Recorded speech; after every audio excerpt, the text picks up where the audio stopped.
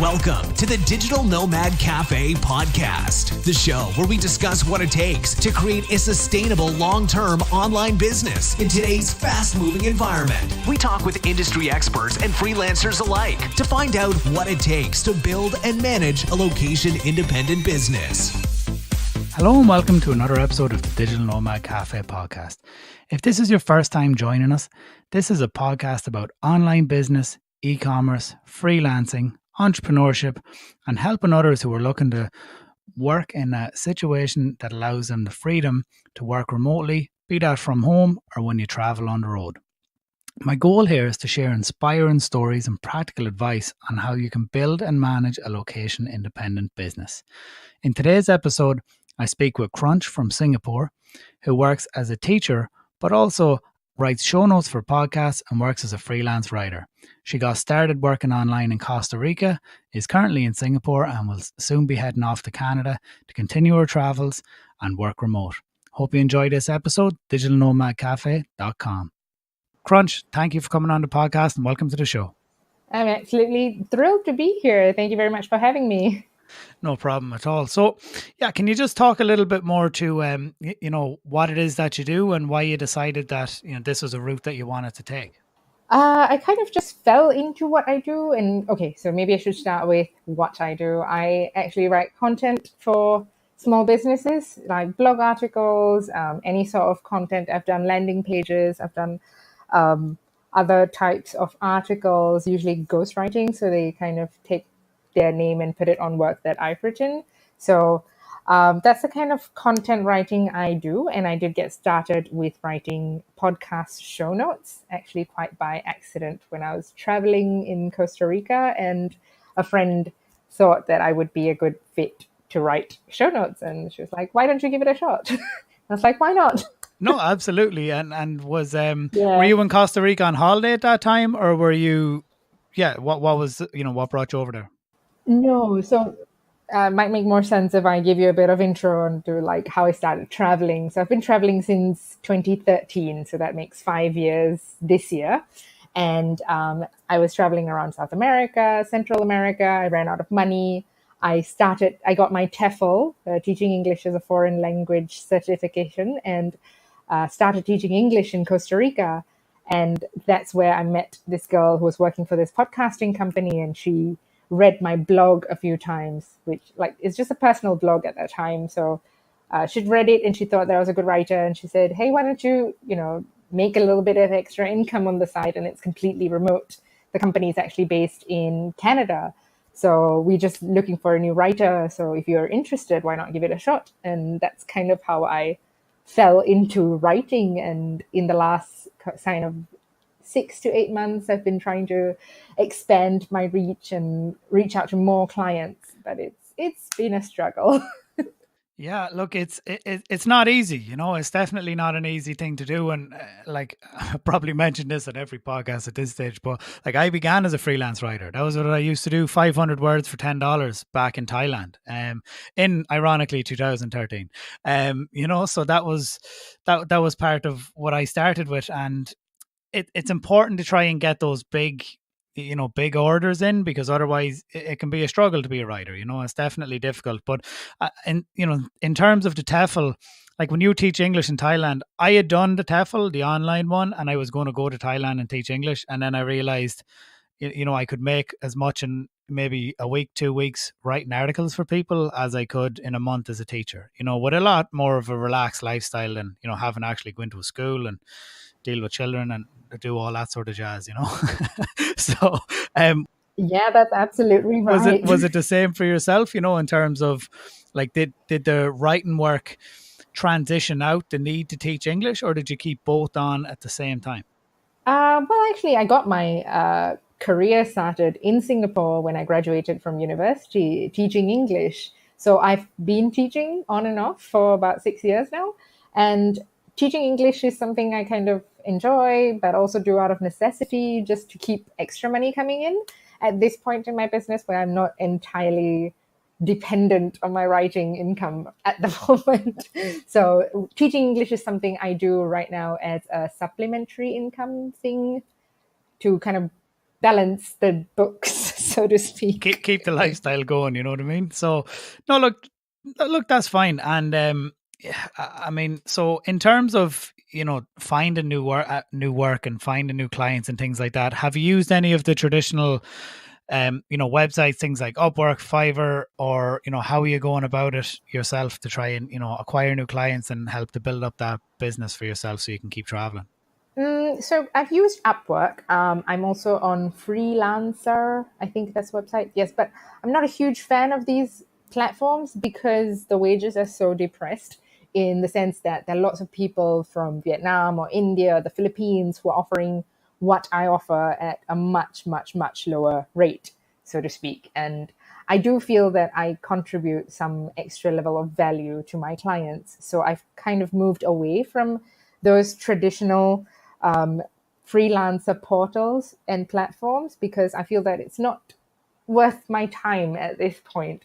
So lots of people on those websites are just looking for cheap kind of articles to be written, like $5 for a 1,000-word article.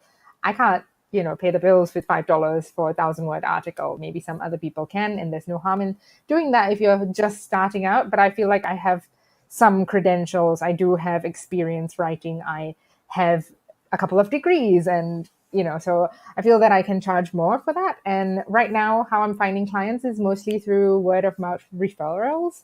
So I've worked with a couple of clients. I've reached out to people that I have indirectly worked with through my podcast show notes. So they're clients of my clients, so to speak, and they come on their podcast, and I find out that they might have a need for a writer as well. So I reach out to them and try to get some sort of context in that way. And I'm also a big fan of Facebook groups, because those are a treasure trove of jobs actually and work, because lots of people are just on Facebook all the time and they post information of jobs that they have available, or, you know, hey, I need somebody to write 3 blog articles or whatever. And people on Facebook seem to have a higher budget than people on Freelancer and Upwork. No, I know what you're saying. Like, it's definitely a challenge, you know, to build. If you want to command, you know, proper prices on those platforms, you need to really put in a lot of groundwork and do a lot of cheap jobs initially, you know, to build up the profile, build up the rate and build up the hours. Because I mean, a lot of people go on there and hire, and they'll filter by, you know, minimum 5 stars, minimum 100 hours worked, minimum $1,000 earned. You know, like when I go in there, I have a default. I'm just like boom, boom, boom. I put in my filters, and you know, it would exclude a lot of people, because I guess I've had the experience, you know, of using these platforms for a long period of time. But when you're a new freelancer, when you're starting out and when you're trying to build it, it's difficult, you know, and you have to do a lot of pitching. And I spoke in the last, in a previous episode with Ava, and, you know, she did a lot of that work initially. Like, it took a year and a half. And, you know, now she's finally at the point where, you know, she can charge the sort of price that she was looking for. And Upwork as well, you know, I mean, there's no clarification of this, but, you know, she spoke to maybe their algorithm, you know, the more jobs you do, technically the more money you're making them, because they're taking 20%, then the more likely they are to recommend you. So you come up, like, let's say I post a job, I need a writer,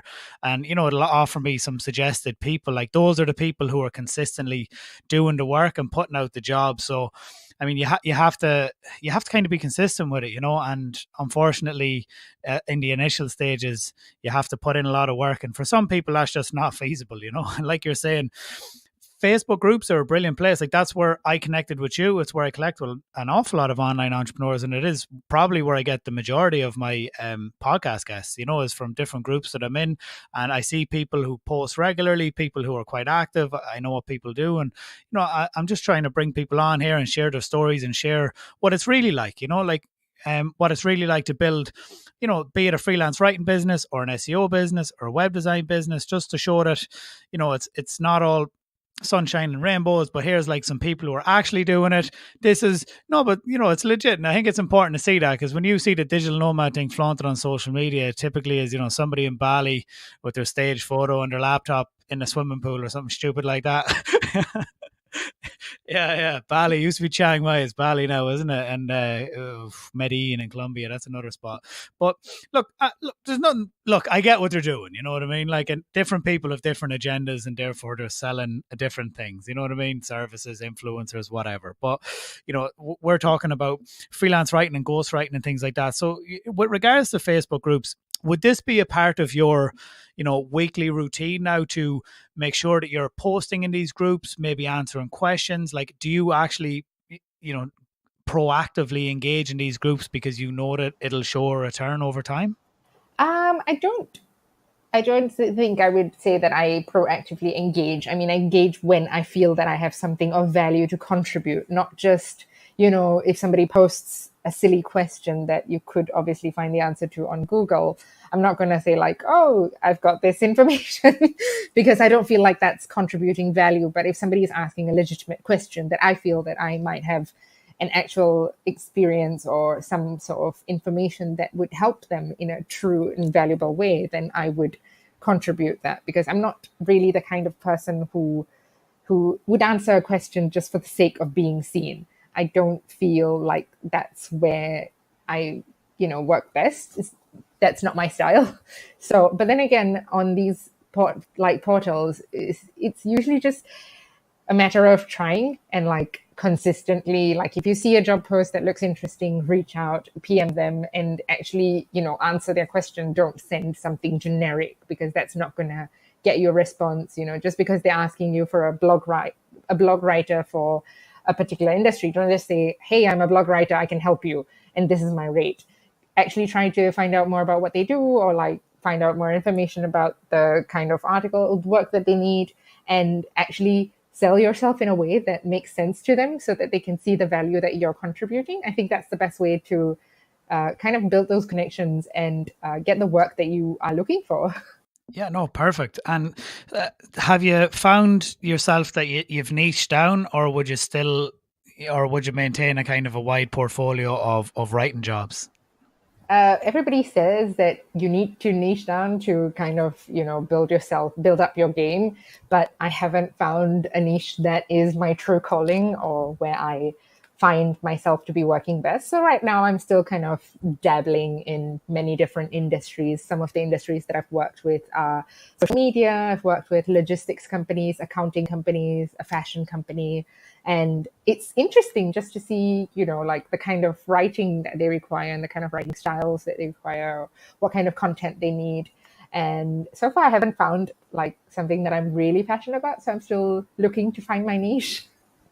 No, look, that's fine. I'm just curious, because as somebody who used to write, I'd write on everything from Yankee Candles to anal bleaching creams. Like, I literally wrote about everything when I was writing. I'm not joking. Things I didn't know existed. And, Yeah. I mean, it's a great challenging. way to learn about something as well. Well, of course, yeah, but it can be challenging too. But there's definitely, there's value in niching down too, because you become a subject, a bit of a subject matter expert, or like you just kind of pull from your previous knowledge, and it makes things a little bit easier. It can be hard sometimes to pivot into something you've never done before, because there can be quite a bit of research you mightn't understand, especially if you're doing things that are technical or medical or something. Like those things can be just challenging, make your head hurt when you're writing it. Whereas if you're writing, about travel or about business, a lot of the times it's anyway, me personally, I just found it a lot easier than those, sort of high technical articles and things like that. Yeah, fair enough. But I also do appreciate learning something new when I'm doing something. So I do get bored quite easily. So for me, keeping my options open and like keeping my niche kind of broad and taking on clients from different industries, like, sure, I'm not a subject matter expert, but in terms of my own personal development, I think I get more out of it in the idea that I kind of learn a lot just by doing research for these articles. And maybe it does take a little bit longer, but I feel like I'm a more well-rounded individual at the end of it. No, absolutely. In the previous episode with Eva, who also does podcast show notes, she was saying the reason she got into it was she got to kill two birds with one stone. She's like, but seriously, she's like, I learn from these people and their podcasts, and then I have to write up the notes about it. So it's like I'm doing two things at once. I'm learning about what I want to learn, be that online business, SEO, email marketing, things like that. But I'm also getting paid to do it, So So it was like, this is the perfect storm, you know. So like you're learning and you're doing all at the same time, and it's something you're interested in and actively engaged in. So it doesn't necessarily feel like work, you know, a lot of the times. And if you enjoy what you do, it doesn't.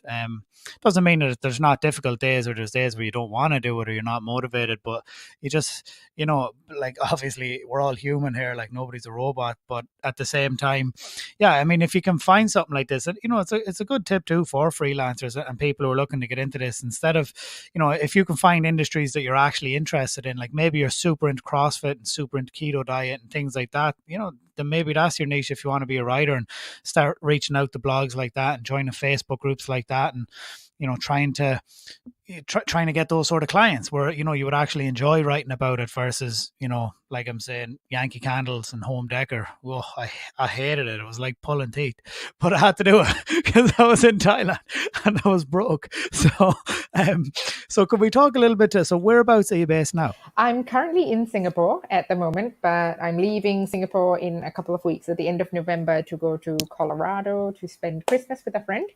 And after that in January, so we're planning to spend the new year in Mexico, somewhere in Mexico. We haven't figured out yet where yet. So that's the rough idea right now. I've actually been in Singapore for a while now because I've had to look after my mum. And that's one thing I really appreciate about this lifestyle, and it's the freedom and flexibility that it gives me to kind of deal with what I need to deal with. You know, so my mom recently had to go for a surgery, and it was her dominant arm. So she wasn't able to do much for herself. So I was at home looking after her. And I feel like if I had a regular 9 to 5, I wouldn't be able to take 3 months off work just to look after my mom. And, you know, if I took 3 months off work, I would not be getting a salary. It would be unpaid leave. And, you know, I'd just be very frustrated, you know, not doing anything productive. So this has been great. For sure. Look, there's times where you just have to be there for your family, you know, and if you work freelance, and if you work, you know, running your own thing, at least it gives you an opportunity to try and balance those things. I mean, it's not going to be without its headaches. Maybe you're tired, maybe you still have to do some work, but you know, at least you can be there for your mum when she needs you, you know, and that's important.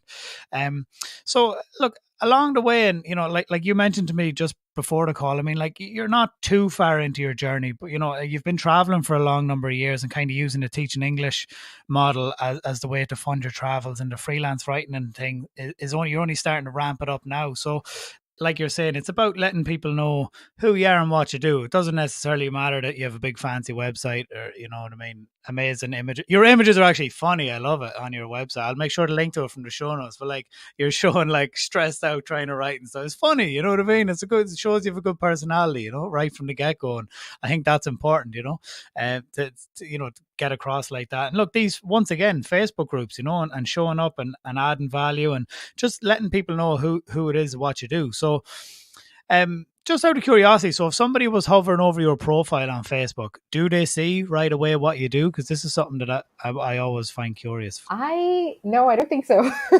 Not on my personal profile, but I do have a page for my writing gigs. There's not much on it. I just had to create it so that I could link it to my Instagram. Yeah, no, look, 100%. I mean, I have a page for this podcast, and like the page doesn't do jack unless you pay for it. You know, like I find Instagram stories to be the best thing that's working for me right now. You know, like I'm tagging people and screenshotting stuff and tagging. Like that's been the best method for me to help grow the podcast. And you know, in terms of like using social media for it, if you get what I'm saying. Similar to what you're saying there, is connecting with like-minded people, connecting with freelancers, online business owners, things like that, screenshotting stuff, sharing it on your story, tagging them, you know, things you like. You know, I love branding pages, you know, pages that, even though I'm terrible at it myself because I'm not a graphic designer, but I appreciate good design. And you know, like, so I follow a bunch of these pages and freelancers, and look, you know, like that's what I found to work for me. So it's interesting that, you know, you find Instagram to be the thing that works, and Facebook groups, not necessarily Facebook pages. And you know, in your industry as a freelancer, look, you have a website where somebody can see who you are, what you do, and a contact form. So, I mean, at the end of the day, it's sufficient, you know, in terms of, you know, what you're trying to do. So I think at this point in my career, it's all that I need right now. Just something where somebody can see what I do and get in touch if they're interested to find out more.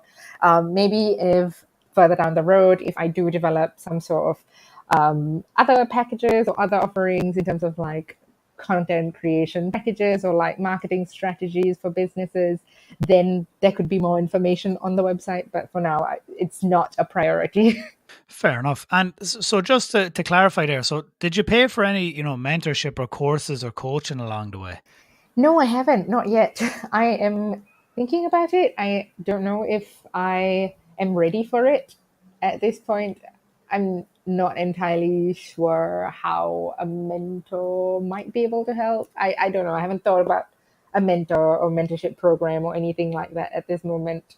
Oh, look, that's cool. I'm just curious. I would ask everybody, but sometimes people have a course, that it was this course that led me on this path, and it's always good to gain the context for people, If you're asking about courses, I do try to kind of keep my skills up to date, or if a client asks me if I can do a certain thing and I can't, then I try to get on like Coursera or Udemy or edX and all of these platforms. They've got great courses available and you can kind of run through them in a week and kind of figure out what you need to know. So in case somebody else asks about that in the future. So that's kind of what I've been doing, kind of, yeah, piecing it together as I go. No, look, that's cool. You know what I mean? It's all good. And I suppose, and then in terms of managing, your day-to-day management, your project management of clients and things like that. So, what would be some tools that you would use on the regular to help run the business? A lot of my clients like Google Drive, and it's universal almost. So everybody has Google Drive. So that's a great platform for everybody to share documents. And like, it's also where I keep track of my expenses, my invoices, things like that.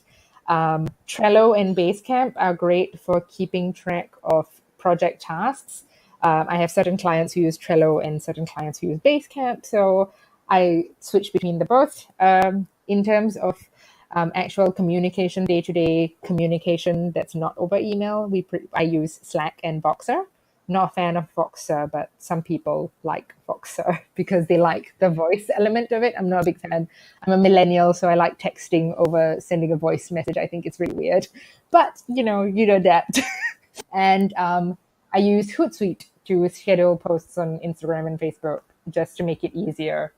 No, that's a nice wee text. Like, I hear what you're saying in terms of like Google Drive is what everyone uses. Most freelance writers, especially the ones I've spoken to, that tends to be how they manage everything. And Trello and Basecamp are brilliant project management tools. So so when you're working with a client, would you write up the content in your Google Doc and then drop it into the Trello boards and move it along to done and things like that? Is that how that would work? Yeah, pretty much. That's how it works with some of the clients. Some other clients, we have a shared Google Drive. So I just put the documents, then you go in there in the drive itself directly and then send them a ping on Slack and say like, hey, this is ready for you. Go check it out when you're ready or something like that. So it varies from client to client. No, look, that's fine, and I guess it's just good to understand for other people as well to see how people are managing it, and that seems to be a very common way. Google Drive is the one that comes up all the time, and either Trello or Asana then to help manage. Slack I use every day myself as well. Voxer, I mean, I wish Slack had voice messages because I'm the opposite. I'd rather leave somebody a 10-second voice message and type just the way I am. But look, it is what it is. Cool. So look, have you got any advice or tips for people who are looking to get started, who would like to? I suppose maybe we could break it down. Maybe people who would like to get out traveling and do teaching English first, and we can dig into the freelance and then. So, yeah, if you don't mind. Okay, so advice for people who are looking to start teaching English and traveling. Teaching English is not for everyone, even though everybody who talks about the digital nomad lifestyle seems to recommend teaching English. I don't think it's the best option for a lot of people. And a lot of people are just interested in doing digital nomad-y things for the Instagram-worthy shots or to become an influencer. If that's the case, then teaching English is not really probably going to be very enjoyable for you. And I've met quite a lot of people who've tried teaching English for one semester in Thailand and realized that firstly, they don't like children. Secondly, they hate teaching. So why would you do this to yourself? Teaching English sounds like an easy way. Just because you speak English doesn't mean you can be good at teaching English, because teaching is a skill. and it is an underrated profession. I think it doesn't get as much respect as teachers deserve.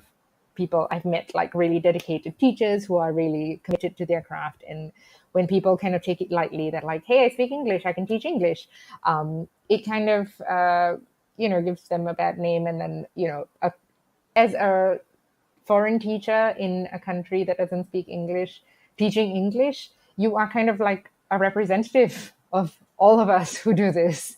So if you're not committed and you're not interested in actually putting the work to grow in that capacity, then I would suggest find something else to do, because there's lots of other ways you can travel and see the world without teaching English. I mean, there's volunteering, there's finding a path in the digital nomad community in other ways, like freelance writing or digital design or anything else.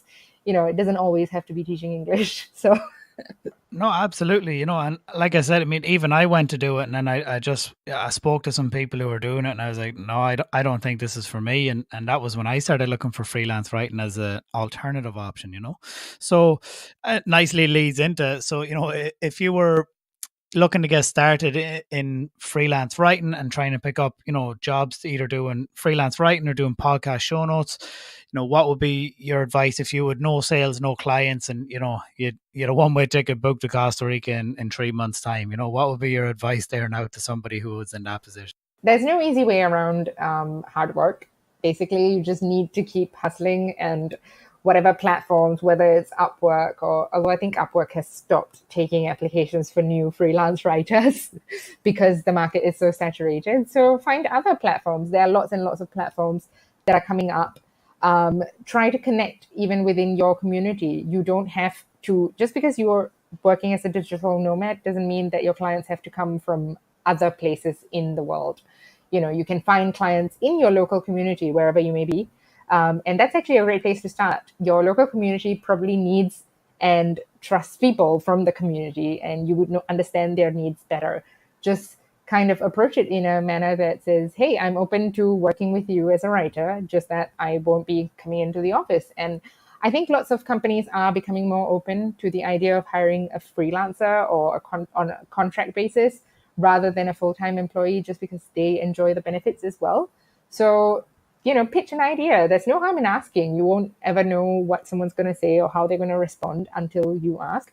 And if they say no, that's another reason to keep asking someone else, because somebody else is going to say yes at some point.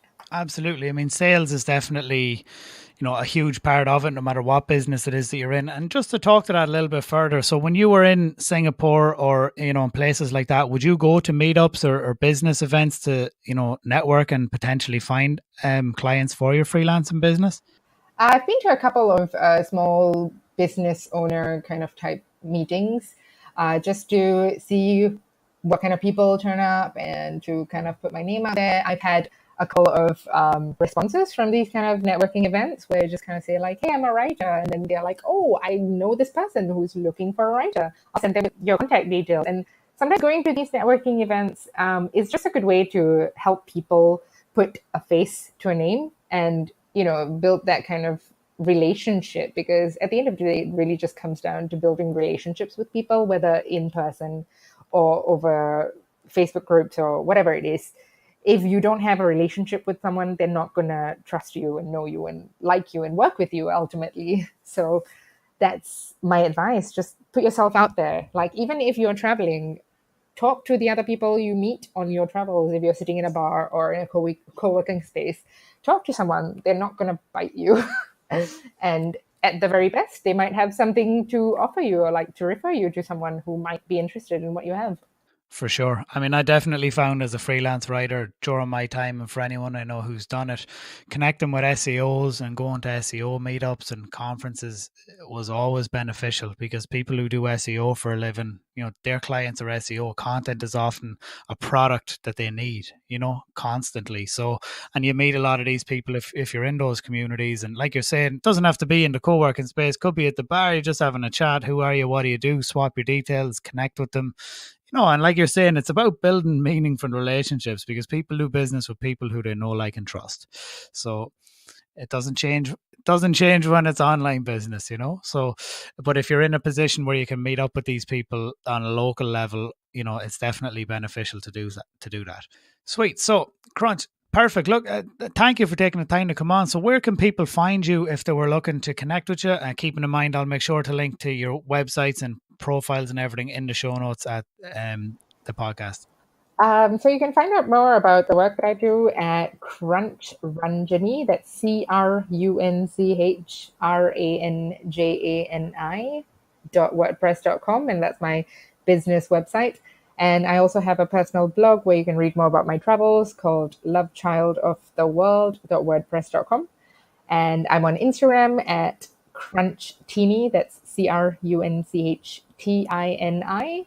And if you just search Crunch Ranjani on Facebook or LinkedIn, I will appear.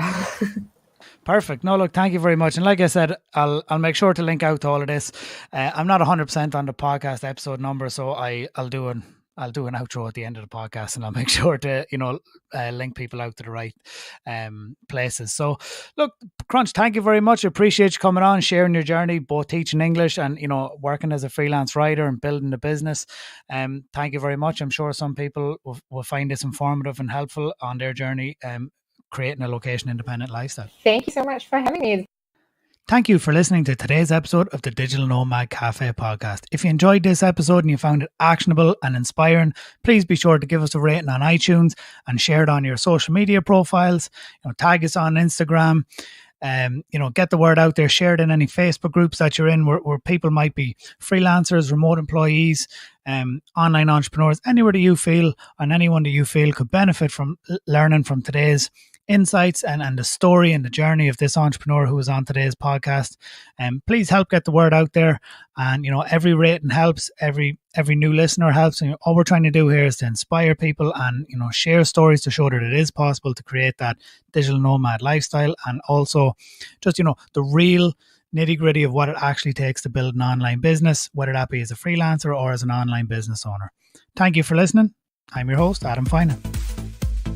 Thank you for listening to the Digital Nomad Cafe podcast. Head over to the website to access the resources and links mentioned in today's episode at digitalnomadcafe.com.